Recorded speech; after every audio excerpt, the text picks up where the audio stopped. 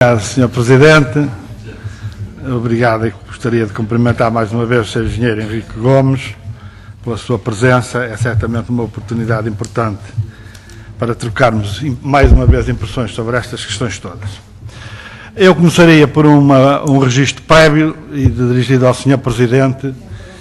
Acho absolutamente inacreditável e inaceitável que, mais uma vez, um órgão de soberania como o Governo remeta para o principal órgão de soberania português, a Assembleia da República, um documento em inglês. Não aceitamos tal situação. Senhor Engenheiro, é assim que nós valorizamos depois a nossa língua e este património que ainda o Sr. Presidente da República, no dia 25 de Abril, teve a oportunidade de destacar como uma mais-valia deste país. Mas para nós isto não conta nada e, portanto, o Governo despacha documentos em inglês como se nós fôssemos ingleses. Conta, Sr. Deputado, e eu irei fazer chegar ao Governo uma nota sobre isso. Sr. Engenheiro Henrique Gomes, eu diria que estava inscrito nos astros ou nas pás dos aerogeradores a sua saída do Governo. O senhor falava de rendas excessivas e eu começaria por aqui assim ver se nós somos capazes de ultrapassar este eufemismo. Por rendas excessivas significa que alguém paga e há alguém que recebe. Rendas excessivas, como aliás o senhor teve a oportunidade de referir noutros textos, estão traduzidos em lucros excessivos do setor eletroprodutor. Portanto, nós quando estamos aqui a falar em rendas excessivas, estamos a falar em lucros excessivos, superlucros de eletroprodutores, de empresas. É bom que se diga isto com toda a clareza, particularmente ali para o deputado Hélder Amaral. Eu digo isto, porquê? Porque certamente que o CDS e o PSD, ao longo da passagem pela última oposição, várias vezes reverberaram algumas das questões da política energética do anterior governo do PS. Mas nunca puseram em causa de facto as rendas excessivas e os lucros excessivos do setor eletroprodutor ou do sistema ou do setor das petrolíferas nacionais, que é outro que tem certamente rendas excessivas.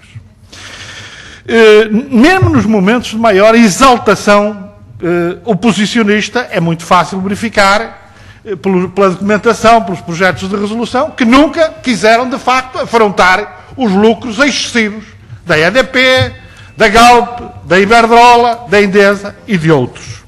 Aliás, o que aqui se dizia, quando nós colocávamos esta questão, era que nós queríamos acabar com os lucros das empresas, queríamos empresas inviáveis. O deputado Hélder Amaral e o deputado Telmo Correia várias vezes referiram essa questão relativamente à minha intervenção. Afinal, havia lucros excessivos, deputados do CDS. E havia quem se apropriasse desses lucros à custa da competitividade da economia portuguesa, das micro, pequenas e médias empresas e dos consumidores portugueses e da generalidade dos cidadãos portugueses.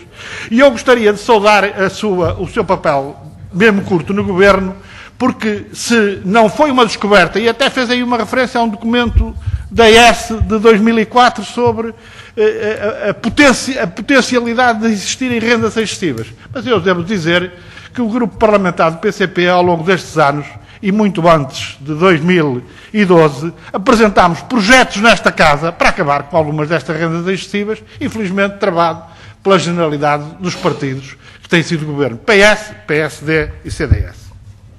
Mas acho que tem importância e eu gostaria de o saudar e julgo que a sua saída foi muito bem caracterizada pelo professor Delgado Domingos, professor catedrático do Instituto Superior Técnico, numa reflexão sobre a sua saída do Governo. Mas eu diria que o comportamento destes partidos não tem nada de novo, porque isto, de facto, reflete todos aqueles que criaram um sistema energético nacional, pela privatização, pela liberalização, pela segmentação das empresas eletroprodutoras, responsável por este saque que foi continuamente feito às micro, pequenas e médias empresas e aos consumidores portugueses.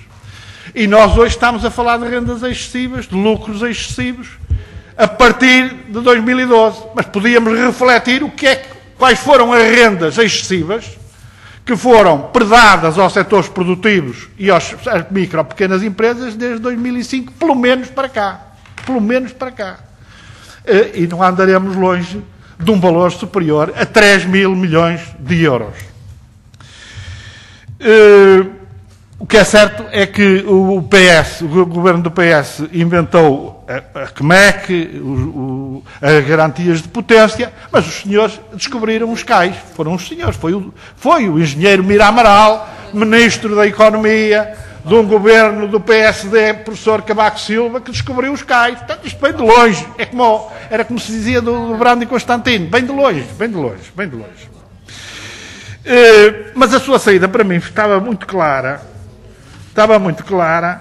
desde depois da nossa audição, em 13 de dezembro, em que eu questionei com um conjunto, uma reflexão que o senhor tinha feito na Ordem dos Engenheiros em outubro, que eu penso que é um documento muito interessante e muito importante, de abordagem, sobretudo, do problema do sistema eletroprodutor nacional, e, inevitavelmente, das contradições que estavam colocadas entre aquilo que o senhor dizia e os interesses de quem estava com lucros excessivos, as empresas do sistema eletroprodutor. E mais claro ficou para mim quando PSD e CDS, em janeiro, chumbaram aqui uma proposta, um requerimento do PCP para que o senhor fosse ouvido como secretário de Estado da Energia relativamente ao problema dos preços dos combustíveis, ao negócio da EDP com o continente e à privatização da REN. Problema dos relatórios. Já aqui hoje foi muito discutido este problema.